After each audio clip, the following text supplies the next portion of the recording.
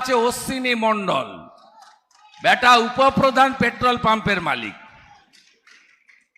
সব তালিকায় নাম লেখা হচ্ছে, লম্বা লিস্ট, চিন্তার কোনো কারণ নেই। তাদের চোখে চোখ রেখে এখানে সফল সভা করেই দিয়েছেন উত্তম বাগদি এবং উৎপল হরি মণ্ডল, আমাদের প্রিয় মণ্ডল সভাপতি। তাদেরকে আমি ধন্যবাদ জানাবো। আমি এই দুজনের কাছে যাওয়ার সময় আমার মোবাইল নম্বরটা দিয়ে যাব।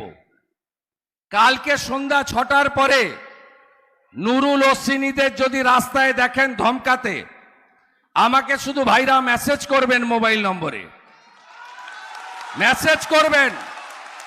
আর ভোটের দিন যদি একটাও পাড়াতে আপনাদেরকে আটকে রাখে যে ভোট দিতে যেতে দেব না, যেমন পঞ্চায়েতে করেছে, পোলিং স্টেশনের নাম, বুথ নম্বর, সিউড়ি অ্যাসেম্বলি আর পুলিশ স্টেশনের নাম আমাকে দিয়ে মেসেজ করবেন।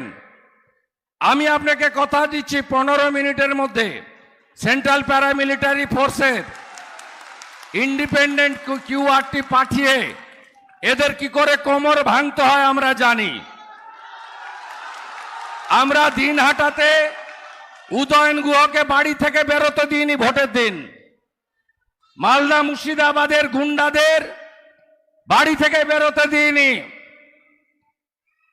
মালদা জেলার রতুয়ার বাহারালে তৃণমূলের অঞ্চল সভাপতি এই অশ্বিনী আর নুরুলের মতো বাড়ির ভিতর ঢুকে সিআরপিএফ কলার ধরে মারতে মারতে তুলে নিয়ে গেছে। আমি পরিষ্কার ভাবে বলে দিয়ে যাই, যার নিজের ভোট সে নিজে দেবে, আপনার কোনো অধিকার নেই।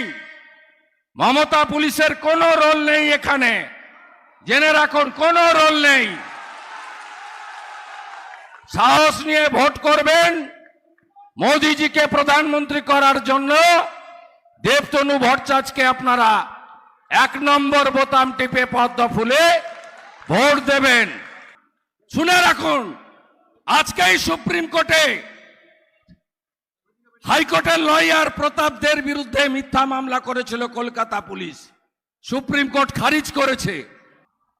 মমতা ব্যানার্জি জানে না তাসের ঘরের উপর বসে আছে।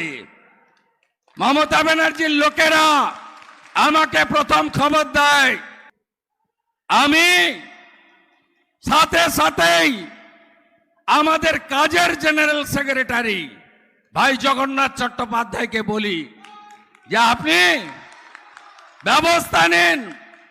উনি আমাদের সেন্ট্রাল অবজারভারদের সঙ্গে কথা বলে আমরা ব্যবস্থা নিয়ে রেখেছিলাম, নইলে 13 তারিখে আপনাকে বুথে গিয়ে চোখের জল ফেলতে হতো।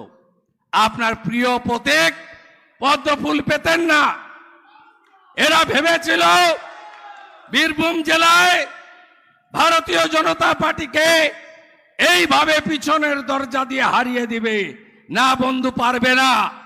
মা তারার আশীর্বাদ আছে ভারতীয় জনতা পার্টির উপরে।